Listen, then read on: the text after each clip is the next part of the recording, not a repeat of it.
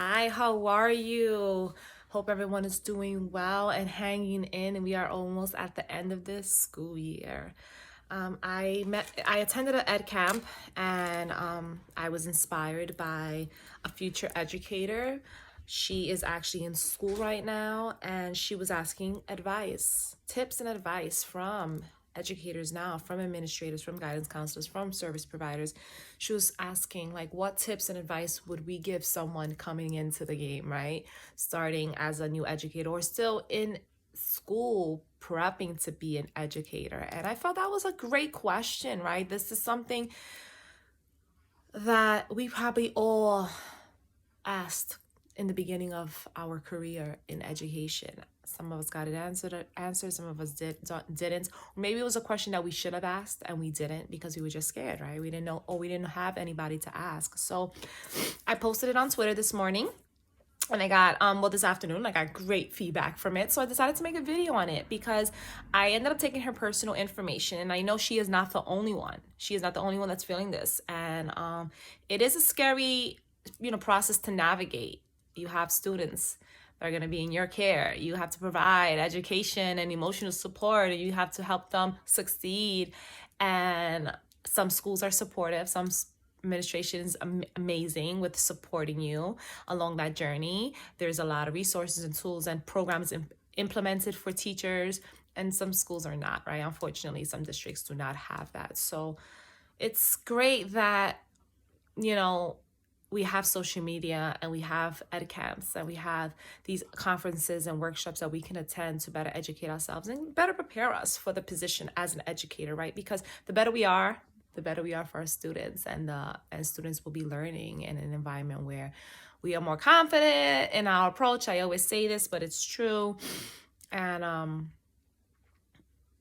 so to go into some of the tips that awesome people on Twitter. Again, I posted a video before on the power of professional learning networks, right? It's so helpful. It's needed. I highly recommend it. It was one of the best advice I was given during my school building leadership courses. Network, social media, Twitter, LinkedIn, Instagram, Facebook, right? Like, network, get to know people and share your passion. Follow people that have similar passions. Read, post, involve yourself, participate in these conversations that happen online. You are going to expose yourself to so much, and you're going to learn so much, and it's going to help you as a person, as an educator, and also help your students. So some of the tips that I received from my post this morning for future teachers and current new teachers is: accept you do not know. Except you do not know everything. You are new to the game. And even me, 7 years in, and there's people that have been 20 years in, whatever, we do not know everything, right? New teachers come in with new ideas, fresh ideas, a new approach, this different positive attitude and energy, and more, like, fresh knowledge. Teachers that have been in the game for a while sometimes get stuck in the traditional way of doing things, or their traditional way of doing things, because it's worked. It's worked for them. Why change it if it's not broken, right? Or why fix it if it's not broken? And that is not a great way to do things, right? It's not a great mindset. Accept that you don't know everything. Accept that times change, students change, things change, the requirements, the needs of our students change. We got to keep up with that. Yeah, I'm sorry, some of us like working with a chalkboard, but we got to keep up with a whiteboard or a smart board or whatever new technology or devices or resources, material that is out there, right? When I started 7 years ago, I had chalkboards still, and I know there's schools that still have chalkboards. I don't know, but there, that's just one example. We have to accept it, and also we can't just teach straight from a textbook. Doesn't work. These textbooks are out of date. They don't really connect with the students. They're not relatable. We need to keep up. So except that you do not know. I went off on something else, but except you do not know, ask questions. Do not be scared. You would have a mentor, hopefully. If not,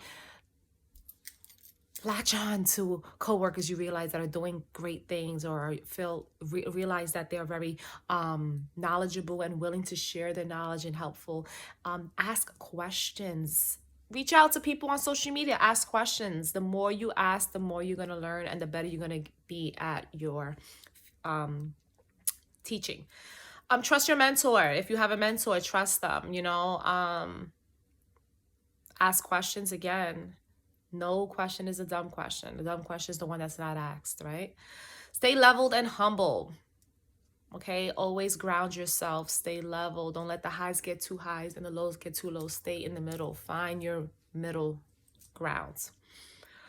Keep student centered, right? Remember why. That's your why. You went in because of the students, and things are going to get crazy and hectic, especially this year with COVID and pandemic 2020, 2021. Like, it was a crazy year. So many people are questioning being educators, being administrators, and we have to remember our why when things get crazy, right? Why did we get into this? Because of our students. We know they need people like us.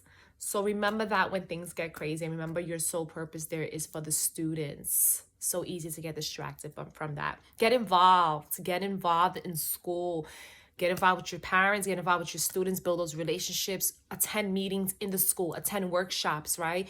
Even if you weren't invited, ask, PTA meetings, show up, right? School events. Get to know students, not only the ones in your class, but students from the other class, students that are walking around in the hallway. Build those relationships. Relationships are important in school and in the community. Remember your why, and be open to feedback. And remember, you are a first year, second year teacher, or going into the education field. You do not know everything, and you need to be open to feedback and be receptive to constructive criticism. It's only going to make you better. You might feel confident in something you're doing, and it might not be the greatest, but it's because someone else with more expertise or experience in that area can provide that help, and that criticism, that feedback can help you grow as an educator. But you got to be open to that. Be open to feedback. And I said about relationships. So that was a few of the tips and advice that was given on Twitter. I seen a couple of them pop up when I was just recording. So I will probably post another video or edit the comments and description on this post. But I hope this was helpful for future teachers. If you know any future teachers, or if you know any new teachers that you think this will be helpful for, tag them, share it with them, and enjoy the rest of your day.